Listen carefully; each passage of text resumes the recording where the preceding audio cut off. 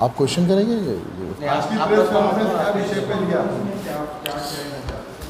बिस्मिल्लाहिर्रहमानिर्रहीम।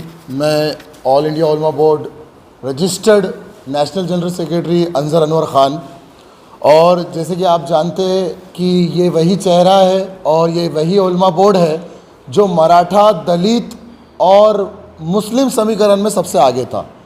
और हमारी एक कोशिश थी कि जहाँ देश में नफ़रत की राजनीति हो रही है, कैसे इस राजनीति को हम रोक सके। और इसी बिना पर हमने मराठा, मुस्लिम और दलितों को एक जगह लाने की पूरी कोशिश की, और अल्हम्दुलिल्लाह हमारा सामाजिक समीकरण बहुत अच्छे से रहा। पर कुछ वजह से आगे पीछे हुआ है, तो खैर आज नहीं कल वापस से दोबारा हम साथ में करेंगे। तो उसी के तहत ऐसे कुछ फ़ैसले हुए हैं जिसका हमें बड़ा अफसोस है, और हम समझते हैं कि ऑल इंडिया उलमा बोर्ड के नाम से जो ट्रोलिंग पूरे महाराष्ट्र में हुई और जिसका एक प्रोपेगेंडा बनाया गया, अब तक ये बताया गया कि ऑल इंडिया उलमा बोर्ड एक ऐसा फर्जी बोर्ड कोई आया था जिसने एक एप्लीकेशन दिया महाविकास को और कहा कि महाविकास को बिन विरोध इन्होंने सपोर्ट कर दिया, जबकि ऑल इंडिया उलमा बोर्ड ने ना महाविकास को सपोर्ट किया था ना महायुति को सपोर्ट किया। ऑल इंडिया उलमा बोर्ड के नाम का पूरा इस्तेमाल हुआ, जिसके बिना पर लोगों ने इसका गैर इस्तेमाल करके अपनी रोटियां सेकी। आज मैं खुलकर बताना चाहता हूँ, ये बोर्ड में कोई भी अगर आपको क्वेरीज है, आप डायरेक्टली हमसे पूछ सकते। हमारा लोगो भी आप देख सकते, गोल्डन लोगो। इसमें ऐसे कई फर्जी बोर्ड खड़े किए गए और उसके तहत पूरे समाज को गुमराह किया गया। तो मैं समझता हूं कि अगर ऐसा कोई फैसला आता है तो पहले आप तहकीक कीजिए। ये पहली कॉन्फ्रेंस है जो इलेक्शन को लेकर मैं कर रहा हूं, हमारी टीम कर रही है। अब इससे पहले कुछ लिस्ट आई है समाज में, जिसके वजह से समाज में बहुत बड़ी नाराज़गी फैली थी। मैं समझता हूं कि हर एक के फैसले को हमको रिस्पेक्ट करना चाहिए। हर एक एनजीओ को, हर एक संस्था को ये अधिकार है कि वो किसी भी पार्टी या समर्थन दे सकता है। पर as a social activist, as a educationist और एज अ संविधान को मानने वाली शख्सियत, हम ये चाहते हैं कि ऐसी शख्सियत को हमको लाना है आगे। जैसे अगर बात करें, जब मराठा समाज पर आज आती है तो मराठा के योद्धा मनोज जरांगे पाटिल साहब पूरे समाज को एक तरफ लाने में कोशिश लगाते हैं और उनके समाज की नाक कभी नीचे करने नहीं दिए। मैं समझता हूँ आज ऐसे फैसले आए जिसके वजह से हमको अफसोस हुआ। एक छोटा सा एग्जाम्पल मैं आपको देता हूँ। महाराष्ट्र में औरंगाबाद एक सेंटर की हैसियत से जाना जाता है, और वहाँ पर एक ऐसी शख्सियत जो पूरे हिंदुस्तान में नेतृत्व कर रही थी, चाहे वो किसी भी पार्टी से है। मैं साफ कहना चाहता हूँ, हमें कोई पार्टी से लेना देना नहीं है, आज भी नहीं है और कल भी नहीं रहेगा। हमारा जो मकसद है वो है मोहब्बत का पैगाम जो जहाँ तक पहुँचे। आज हमने कुछ लिस्ट आज उसके ज़रिए निकाली ताकि कल को जो हालात बिगड़ रहे हैं हम इसको समेट ले।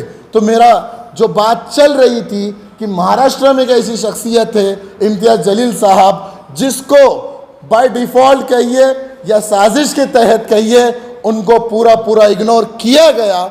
और मैं समझता हूं कि गलतियां किसी से नहीं होती, ऐसा नहीं है, हर एक से गलतियां होती है। ये समाज की जिम्मेदारी है कि कोई समाज के लिए 10 साल से आवाज़ उठा रहा है, बोलने वाले का साथ दीजिए। जो नहीं बोल रहा है आप उसके लिए बहुत समर्थन करते हैं। आज गुस्ताख रसूल पर जब बात आई तो इम्तियाज़ जलील साहब की शख्सियत थी जो पूरे महाराष्ट्र में ट्रोल की गई। आज जब रामगिरी महाराज पर बात आई और उन्होंने जब गुस्ताखी की तो ये इम्तियाज़ जलील साहब की शख्सियत थी जो सब चीज़ों को आगे फेस की।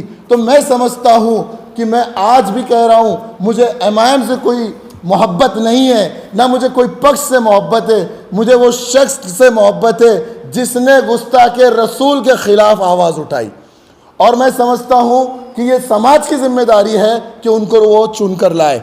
इसी नतीजे पर कुछ फैसले हम ये नहीं बोल सकते गलत हुए, सबके अपने अपने ओपिनियन होते हैं। किसी को A अच्छा लगता है, किसी को B अच्छा लगता है, किसी को C अच्छा लगता है। तो हमारा जो ओपिनियन था आज समाज के सामने हम रखना चाहते हैं। चंद सीटों पर जहां पर हमको लगता है कि मुस्लिम समाज का नेतृत्व हो सकता था, वो नेतृत्व जानबूझकर नहीं होने दिया गया।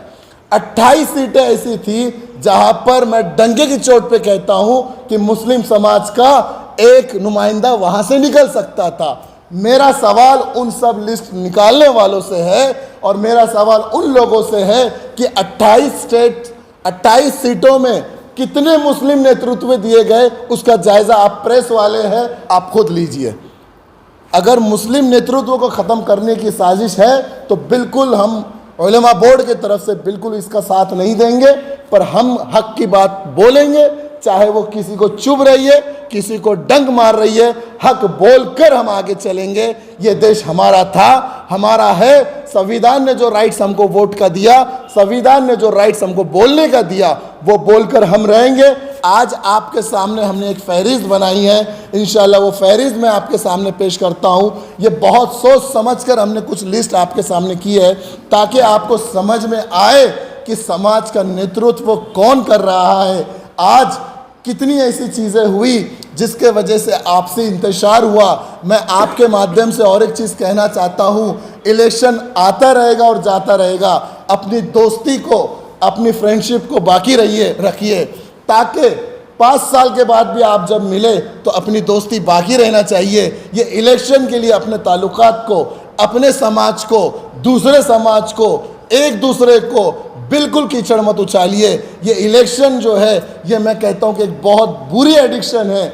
जब ये एडिक्शन में कोई आ जाता है तो दोस्त नहीं रहता, भाई नहीं रहता। तो ये एक हम चाहते हैं कि एक मानवता के साथ, प्रेम के साथ, शांति के साथ, अमन के साथ इंशाअल्लाह ये नेतृत्व हम आगे करेंगे।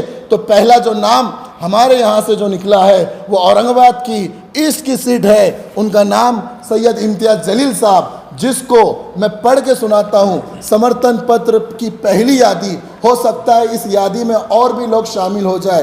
पहली यादी में आपको बताते हुए खुशी हो रही है, उलमा बोर्ड रजिस्टर्ड के जानिब से आज कुछ उम्मीदवार के समर्थन की यादी आपके सामने आ रही है। उम्मीद है आप इसका भरपूर साथ देंगे। नीचे दिए गए नाम को हमारी संस्था समर्थन कर रही है, संस्था समर्थन कर रही है। मुस्लिम समाज का मैं कहीं नाम नहीं ले रहा हूँ। अब तक मुस्लिम समाज के नाम पर ठेकेदारी की गई और मैं समझता हूँ कि समाज को बेचने की जो साजिश की गई उसके खिलाफ उलमा बोर्ड है। और आज भी मैं कह रहा हूँ कि मैं ये नहीं कहता हूँ कि हम समाज के नेतृत्व कर रहे, हम एक संस्था का नेतृत्व कर रहे और उसी संस्था के तहत हम ये फैसला ले रहे हैं कि सैयद इम्तियाज़ जलील साहब को हम पूरा समर्थन करते हैं औरंगाबाद ईस्ट से।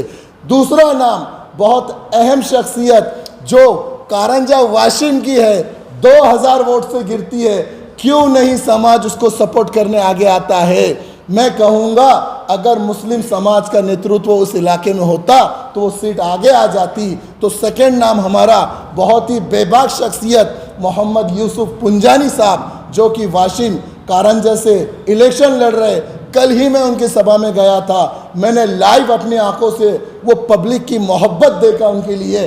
और अल्हम्दुलिल्लाह ये जितने भी नाम हैं, हम खुद उस जगह जाकर जायज़ा लेकर 3 दिन 3 रातें हम सोए नहीं और हम खुद गए।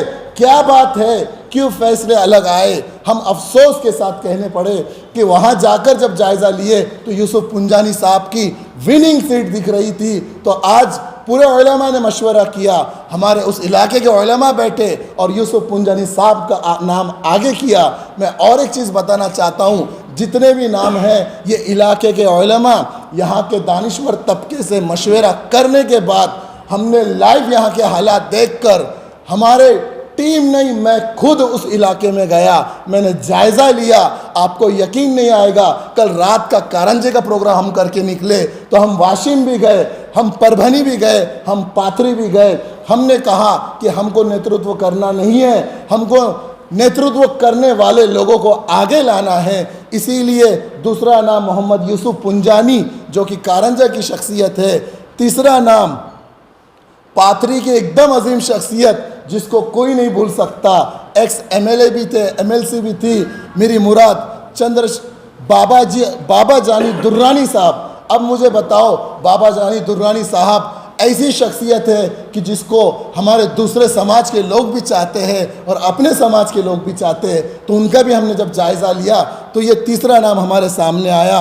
चौथा नाम बहुत ही अजीम शख्सियत, हमारे अपक्ष उम्मीदवार अहमदनगर ज़िले में शेवगांव से चंद्रशेखर घुले पाटिल साहब, जिसका पूरा ख़ानदान पॉलिटिक्स से जुड़ा है। इतना साफ सुथरा आदमी मैंने अभी तक नहीं देखा। मराठा समाज के हैं, उनको भी हमने पूरा समर्थन किया। उसी के साथ परभनी में ओबीसी समाज हम ढूंढ रहे थे, वहाँ मुस्लिम समाज को नेतृत्व नहीं मिला, अफसोस है। पर हमारे छोटे भाई ओबीसी समाज के हैं। एक ऐसी खातून जब गुस्ताखे रसूल की बात आई, अपने घर को छोड़कर 100 गाड़ियां लेकर गुस्ताखे रसूल के खिलाफ वो आगे आई। यही नहीं, उसने धरना दिया, उसने आंदोलन किया, और भी इतने मुद्दे उन्होंने छेड़ाए। मैं समझता हूं कि अगर ये बहन हमारी आगे आती है तो इंशाअल्लाह परभनी में इनकलाब आ सकता है। और ओबीसी समाज की तरफ से मेरी मुराद सावित्री महामुनि चकोर साहिबा है, जो कि ओबीसी समाज के एक अच्छे लीडर घराने से है। रोकना चाहूँगा, एक सवाल हमको जानने का अड़चन में है। एक सवाल है, औरंगाबाद मध्य से आप किसको सपोर्ट कर रहे हैं? नुमानी साहब ने मशाल को सपोर्ट करने के लिए कहा है, तो आप उनके फैसले को कैसे देखते हैं, ये बताइए। देखिए, मैंने कहा कि हर फैसले को रिस्पेक्ट है, उसमें कोई मैं कमेंट्स नहीं करना चाहूँगा। बट अगर यहाँ की बात आ रही है तो औरंगाबाद ने 2009 से उस शख्सियत को नहीं भूला जिसने एमआईएम को वजूद याद दिया। और हमारे बड़ों ने कहा है कि वो शख्सियत कभी पनपती नहीं जो अपने मोहसिनों को भुला देती है। तो मैं समझता हूँ कि अगर ये शहर जावेद कुरैशी साहब को अगर भुला देता है तो ये सबसे बड़ी बेवफाई हमारे साथ होंगी। शख्सियत कैसी है, क्या है, मैं ये नहीं कहूँगा। उनकी जो कुर्बानी इस शहर के लिए है, मैंने कई सालों से देखा कि दूसरे शहर के लोग आकर उनसे मशवरा करते हैं वक्फ को लेकर, अपने मसलों को लेकर। तो सेंट्रल से हमने जावेद कुरैशी साहब का नाम चुना है और इंशाअल्लाह वो हमारा पूरा समर्थन उनको रहेगा। आखिरी पश्चिम में जो नाम लिया गया है उसमें हमने कोई अपना सजेशन नहीं देना समझा, क्योंकि ऑलरेडी किसी समाज ने नाम ले लिया है तो हमने उसको बिल्कुल डिस्टर्ब नहीं किया। कुछ ऐसे नाम थे जहाँ पर हमको लग रहा था, और मेरा आखिरी नाम बहुत अहम नाम जो डिबेट में दिन रात मर कर रहा है, जो अपनी बायकल्ला को छोड़कर भिवंडी जा रहा है, और मैं समझता हूँ कि ऐसी शख्सियत को भी हम भूल जाते। कैसे भूल सकता है मुस्लिम समाज? मुझे बताओ टीवी पर कौन सी शख्सियत आती है? वारिस पठान। बेशक वारिस पठान ही ऐसी शख्सियत है कि जो हमारे लिए लड़ रही है। मैं एक ही चीज़ बोलूँगा, जो लड़ रहा है उसका साथ दो, जो खामोश है उसको आप साथ में रखिए, पर लड़ने वाली शख्सियत आपके साथ हो। तो ये 7 नाम आज हमने डिक्लेयर किए।